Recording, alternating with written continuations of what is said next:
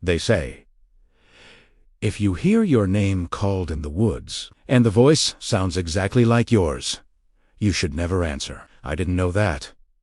Not then. I didn't understand the ancient rules that govern those dark, forgotten places. I just thought it was a story, a campfire tale meant to scare kids. I learned the hard way that some stories are true. I grew up in a remote corner of northern Arizona, on a small patch of land that bordered what the locals respectfully called forbidden territory. It was near Navajo land, a place of stark, haunting beauty. During the day, the sun would bake the red earth, and the landscape was a painter's dream of canyons and mesas. But at night, a different kind of quiet would descend, a silence so profound it felt heavy, making your ears ring and your heart pound in your chest. Our house was an island in a sea.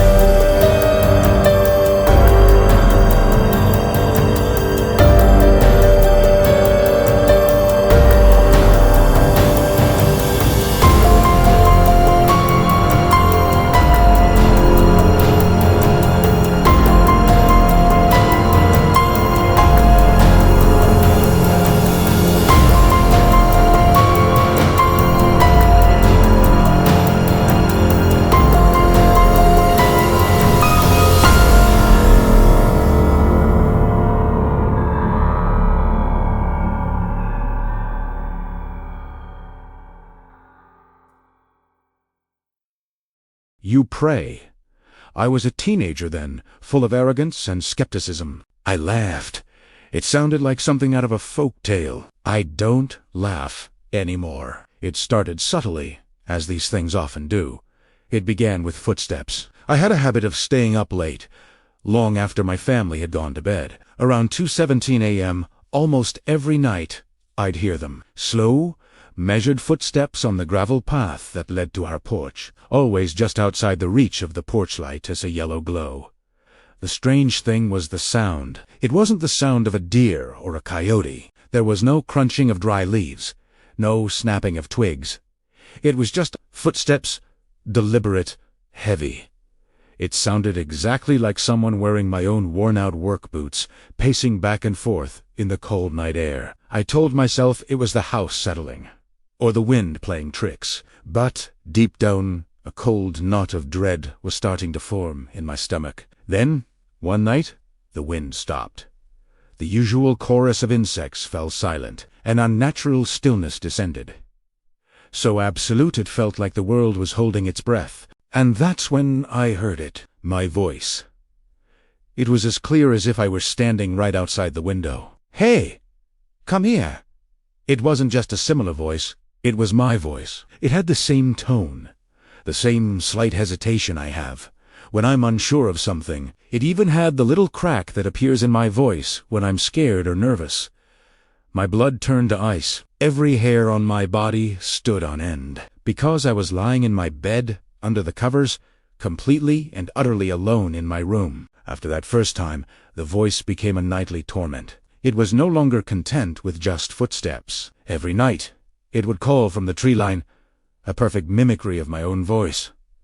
But it was learning, experimenting. Some nights, it would cry, long, mournful sobs that sounded just like me after a bad day. Other nights, it would laugh, a chilling, hollow sound that echoed through the silent woods. Once, it screamed, a raw, blood-curdling scream of pure terror in my voice that made me want to rip the window from its frame and run out there to help myself.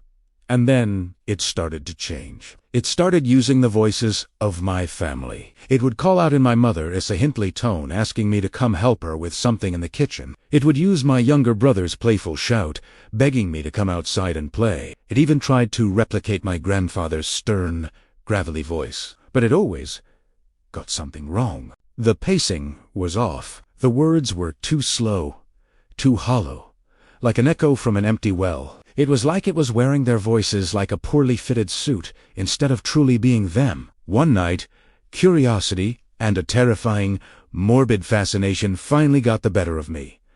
I broke my grandfather's rule. The voice was calling again, pleading in a perfect imitation of my own, saying it was lost and cold. I crept to the window, my heart hammering against my ribs like a trapped bird. I pulled the curtain back, just a fraction of an inch. The porch light, which had been flickering all evening, suddenly pulsed, and in that brief strobing light, I saw it. It was tall, impossibly so, and its limbs were bent at angles that were just wrong.